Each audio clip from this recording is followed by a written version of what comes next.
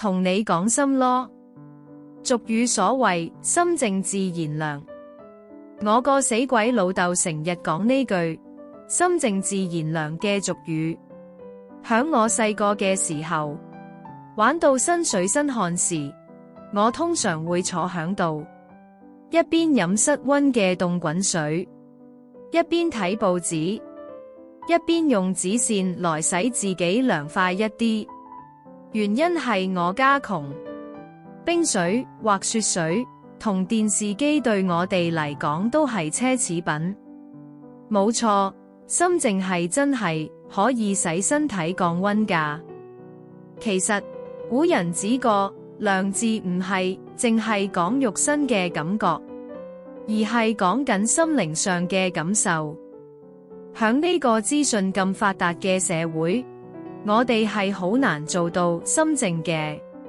以我為例，前幾年我成日響社交媒體同啲朋友仔嗌交，話邊個政黨或政客好。我有個響大陸嚟嘅朋友點醒我，真係要十分多謝佢先至得。佢話班乜乜主席、乜乜總理、高官之類，個個響國外買晒身份，有屋有地，有啲乜嘢風吹草動，佢哋就係第一個走路先。大難臨頭各自飛，唔該你唔好咁天真啦。嗌乜鬼啊？嗌贏又點啊？你只係免費幫班友做打手，最弊就係佢哋唔會多謝你㗎。講得難聽啲，就係你俾人利用咗都唔知。佢跟着講，我係過來人，唔係叫你自私，而係叫你自保。你又唔係啲乜嘢出名大粒人，唔好咁蠢去俾啲宣傳機器利用，呃咗去免費幫佢哋拖。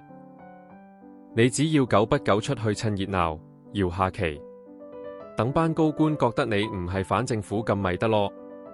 呢啲就係明哲保身啦。佢仲話，但係耶穌就唔會抌低你或者唔理你。